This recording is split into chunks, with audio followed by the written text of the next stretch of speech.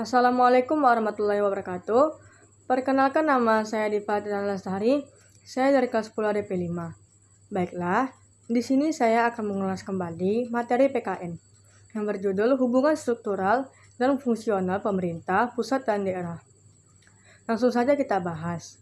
Yang B, kedudukan dan peran pemerintah pusat, penyelenggara pemerintahan pusat dalam sistem ketatanegaraan di Indonesia adalah Presiden dibantu oleh Wakil Presiden dan Menteri Negara.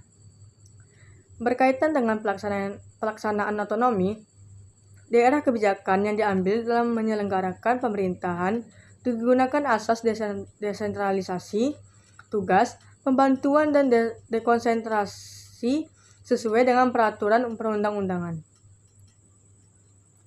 Pemerintah pusat dalam pelaksanaan otonomi daerah memiliki 3 fungsi, yaitu fungsi layanan atau servicing function. Fungsi pelayanan yang dilakukan dalam rangka memenuhi kebutuhan masyarakat dengan cara tidak diskriminatif dan tidak memberatkan serta dengan kualitas yang sama. Dalam pelaksanaan fungsi ini, pemerintah tidak pilih kasih, melainkan semua orang memiliki hak yang sama, yaitu hak untuk dilayani, dihormati, diakui, diberi kesempatan atau kepercayaan dan sebagainya. Yang kedua, ada fungsi pengaturan atau regulating function. Fungsi ini memberikan penekanan bahwa pengaturan tidak hanya kepada rakyat, tetapi kepada pemerintah sendiri. Artinya, dalam membuat kebijakan lebih dinamis, yang mengatur kehidupan masyarakat dan sekaligus meminimalkan intervensi negara dalam kehidupan masyarakat, jadi fungsi pemerintah adalah mengatur dan memberikan perlindungan kepada masyarakat dalam menjalankan kehidupan sebagai warga negara. Yang terakhir, fungsi pemberdayaan. Fungsi ini dijalankan pemerintah dalam rangka pemberdayaan masyarakat.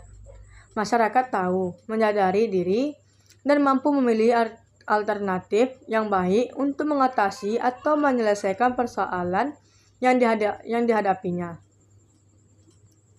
Pemerintah dalam fungsi ini hanya sebagai fasilitator dan motivator untuk membantu masyarakat menemukan jalan keluar dalam menghadapi setiap persoalan hidup.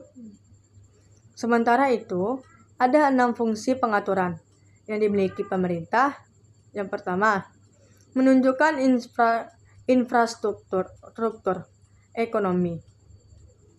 Pemerintah meningkatkan institusi dasar dan peraturan-peraturan yang diperlukan bagi berlangsungnya sistem otonomi. Bagi berlangsungnya sistem ekonomi modern, seperti perlindungan terhadap hak milik, hak cipta, hak paten, dan sebagainya.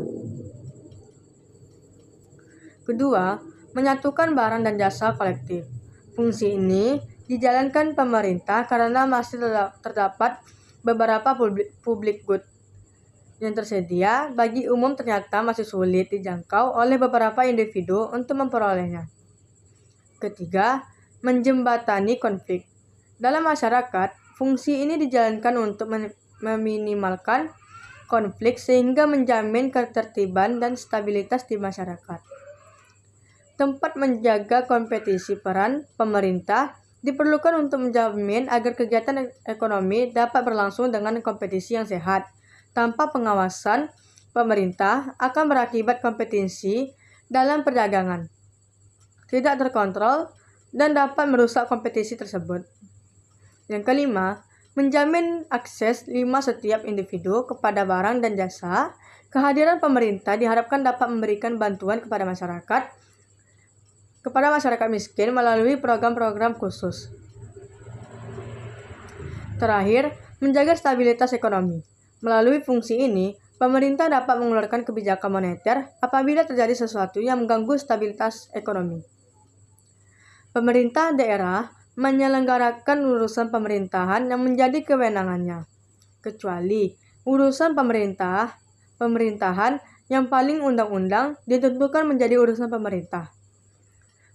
Pusat urusan pemerintahan yang menjadi urusan pemerintah pusat meliputi politik luar negeri, pertahanan, keamanan, diskusi moneter dan fiskal nasional, agama, serta norma.